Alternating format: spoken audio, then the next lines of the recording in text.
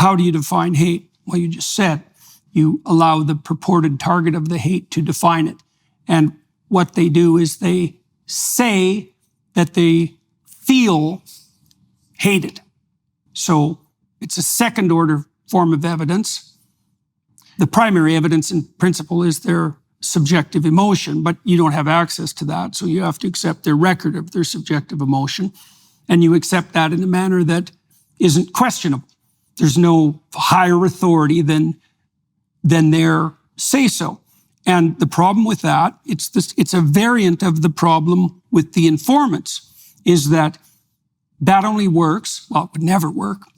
Let's get that clear. Yeah. But that only works in the ideal situation where people have perfect understanding of the motivation of others, which they don't, and also they're not lying.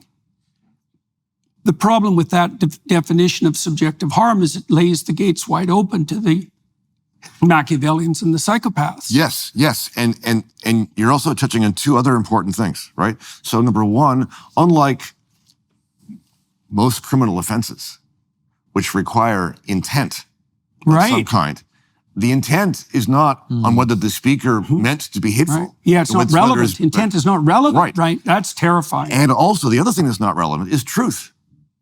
If you speak a true fact that is interpreted as a hateful fact and has this effect on somebody, well, that's not going to be a defense either. Right. Right? So you aren't, essentially one of the effects of this kind of legislation is to say you are not allowed to speak the truth. Right. Because that truth... Regardless of intent. Regardless of intent, and regardless of historical fact. Yeah. We are outlawing an effect. Yeah, right. Absolutely. Okay. And to expand that even further, with comedy, it's interesting because, of course, Scotland, where some of the most ridiculous legislation is being passed, is the place which hosts the biggest arts and comedy festival in the world, the Edinburgh Fringe. Right.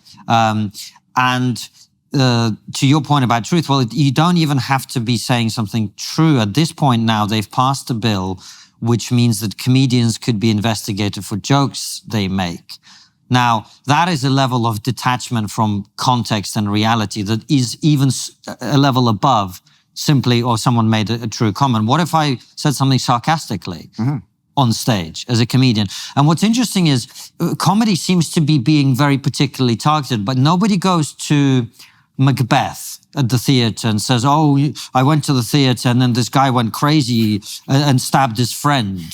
No one says that. But with comedy, for some reason, the character on stage is increasingly being perceived as having the opinions that he's jokingly saying.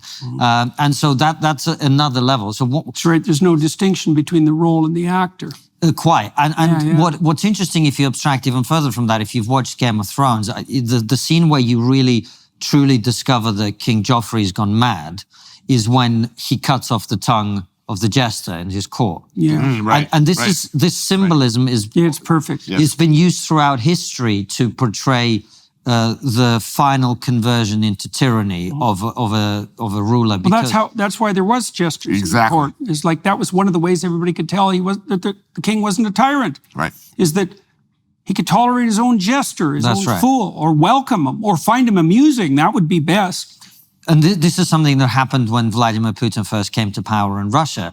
Under Boris Yeltsin, there was a kind of liberalization. There was an opening up. Because in the Soviet Union, you didn't make fun of the political leaders. Nothing was funny in the Soviet Union. Nothing, quite. And that was true. The jokes that people told at the kitchen table were funny, but not in public, of course. But under Boris Yeltsin, there was an opening up, and we had this amazing TV show, which was the equivalent of the British Spitting Image. I don't know if you had a similar thing. Yes. Did you have Spitting Image? No, I know of it, though. Yeah. And it was basically puppets portraying the different political characters. And the first thing Vladimir Putin did when he came to power was to shut that down. So historically, throughout literature and other things, if you're looking for symptoms of tyranny, the shutting down of jokes and humor is right at the top of that list. Comedians in the coal mine. Right. Comedians and automobiles, as far as I'm concerned.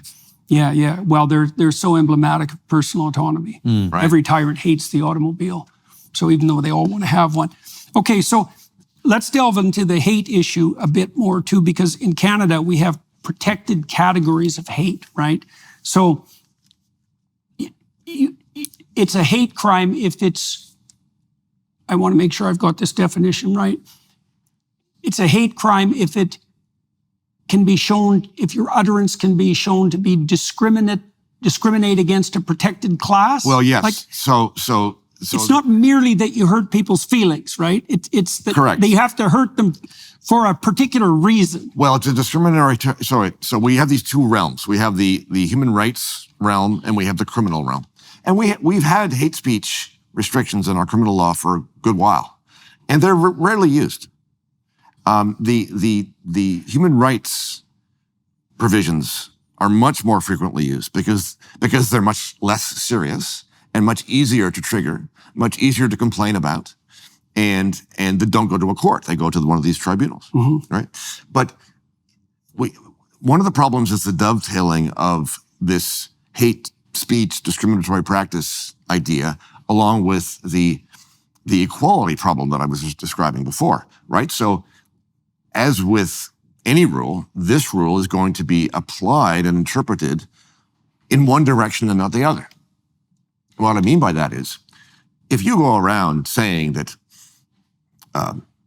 white people are hateful or privileged or colonists or whatever the case may be, that's pretty hateful. If you say they're all, if you're white, you are X. You're being stereotypical and you're making a blanket statement about all of these people who are white. That's not going to be entertained as hate speech because of the way that our equality law has been interpreted, which is, and this is one thing that the Ontario Human Rights Tribunal said fairly recently. They said, people who are white cannot be discriminated against.